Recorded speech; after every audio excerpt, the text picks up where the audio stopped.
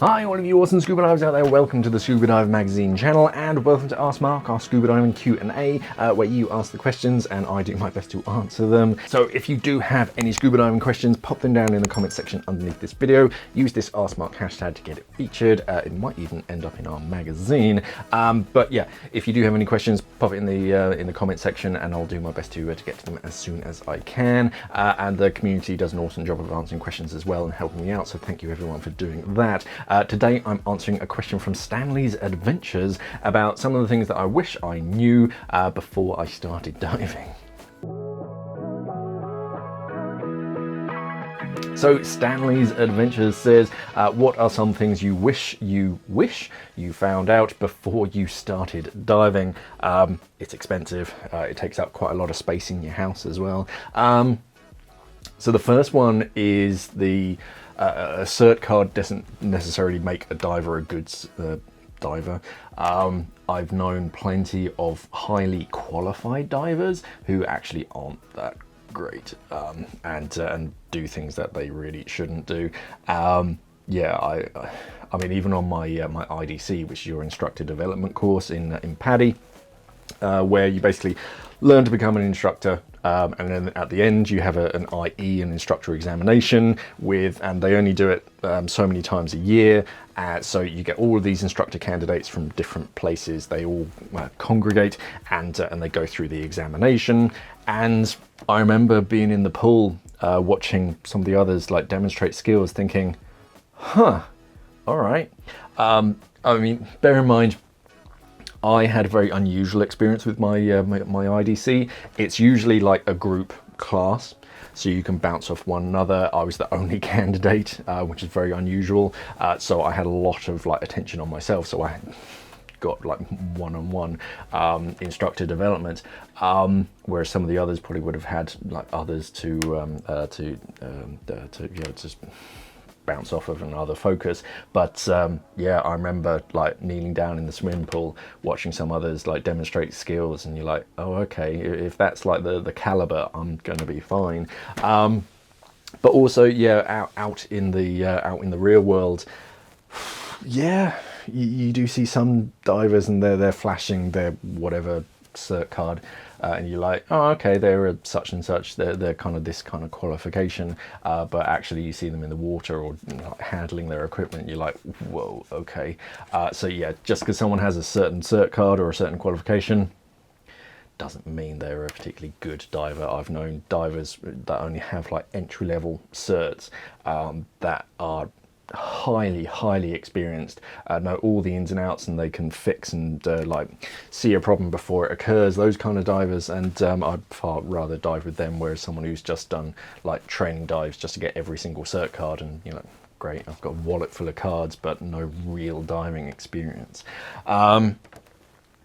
Otherwise, stainless steel rusts regardless of whether it's like marine grade or whatever.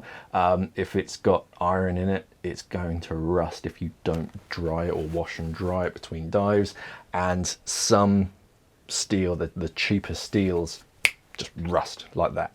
I had one dive knife, and yeah, I think I took it on one dive in the Red Sea, and it was just like in a pocket or something. And then I was getting ready for like dive 2 of the day, and of course I hadn't like rinsed it down, and I looked at it and it's just had flash rust on it, and you're like, oh, all right, that's that knife. Not ruined, but it wasn't great. So yeah, some steel just rusts if you don't look after it. So anything made out of stainless steel, give it a rinse, give it a dry after your dive, especially in salt water. Otherwise it's going to rust. As far as dive equipment, price isn't everything. Just because it's expensive doesn't mean it's necessarily better. Some things, yeah, you get what you pay for. Others, you're kind of paying for the brand. There are like nice touches and finishes and nicer materials and stuff, but it's all going to do with the job. There was a question a few weeks back, someone was asking about DSMBs. Do they need like a fancy DSMB or like a really cheap basic DSMB? They'll both do the same job. One's just going to be a bit nicer, like slightly better user interaction, whereas that one is going to be arguably harder to use, but it's still going to do the job. So it's kind of up to you. The ultimate is like the aluminium spools. You can get plastic spools, which are really cheap, or you can get aluminium spools, which are brightly coloured and got all these like fancy bells and whistles to them, and they both do the same job. It's just one's going to make you cry harder if you drop it. So just that's kind of up to you. Honesty is essential throughout everything, whether it's like a weird feeling that you have either before the dive. If you're a bit apprehensive, that might be something in your gut telling you, I don't want to go on this dive, and no one can make you go on that dive. After the dive, if you feel something weird, you get so many stories online of like, oh, I had like this like itch after a dive. Turns out it was subcutaneous emphysema or something. So just, yeah, voice any of those kind of things and ask any questions, because it might seem small in your mind, but actually someone else might be able to recognize it. So just mention it. And with dive equipment, if you have a problem with your dive equipment, or you've done something to your dive equipment, be honest to your like dive center or the manufacturer. Just say, hey, I made a mistake. I tried doing this. Can you help me?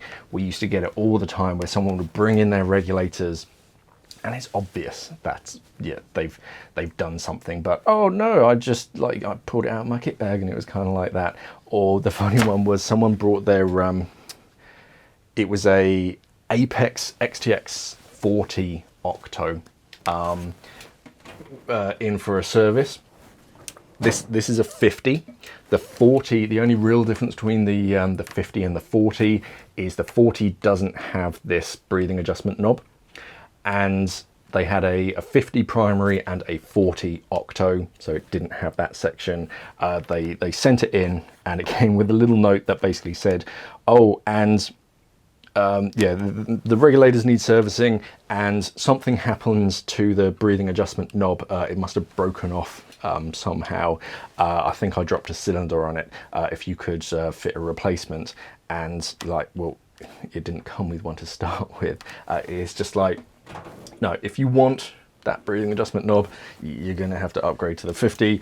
Don't try to lie your way through, because we know you can tell when something's gone wrong, or when someone's dropped something. We've seen it all before. Otherwise, look after your back. I started diving in like my 20s, and like at that age you're kind of bulletproof, or you feel you're bulletproof. So I was like lifting twin sets, I was moving cylinders around, doing all this kind of stuff, and yeah, now I'm kind of paying with it for with my back. You got to pick something up, and you got to be quite careful with how you pick things up now, or I have to be careful. So yeah, look after yourself, look after your back, and if you can, get someone else to pick up all the heavy stuff for you. Otherwise, yeah, invest in a solid like trolley, something with wheels to move your heavy kit backwards and forwards. The more wheels you can have moving your stuff, the better. Yeah, dive equipment's heavy, and you do get some slippery environments. That like traveling equipment, like to and from like your car to the boat. If you're going over like slippery terrain, it's always better to make 2 journeys safer than trying to do it all in one and then end up slipping and dropping everything and putting your back out. So yeah, just put it on a trolley. A lot of places that are popular with diving have trolleys that you can use. So load them up and do it that way instead of using your back. And yeah, especially if you dive twins, one of the first things, I think I bought it before my twins, was a trolley jack. Something that folds down so you can stow it in the car with them, and then when you're ready, pull it out, set it up, put your twins on, and then you can wheel it wherever you need to instead of having to physically lift it. If it is particularly like slippery, you can put them on your back, but obviously just pay attention, put it somewhere nice and high. That's another thing that's always worth, something that I learnt whilst doing, is before the dive, set up all of your mask and your fins somewhere convenient, because the number of times that I would put everything on, you're so excited, you put your weight belt on, you put your BCD on, you kind of like, you stand up, and then you realize that your mask is like on the deck. So now you've got to get down to deck level, the floor, to pick it up with all of that on your back and your shoulders. No, before you put anything on, make sure everything's really convenient,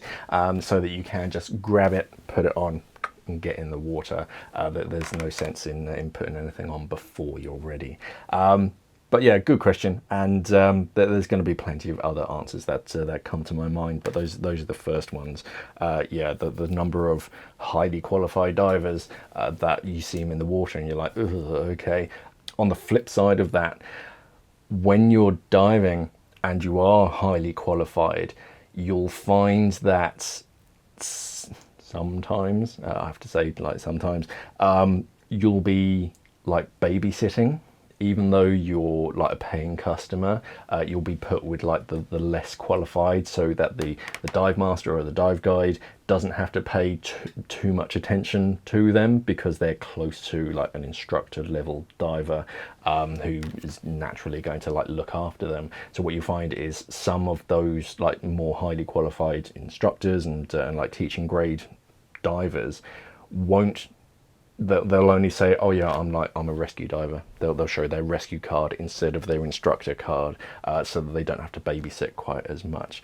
I don't know how much that practice is like currently, but yeah, I've certainly noticed on some of my dives that yeah, I'm suddenly with the less qualified of the group.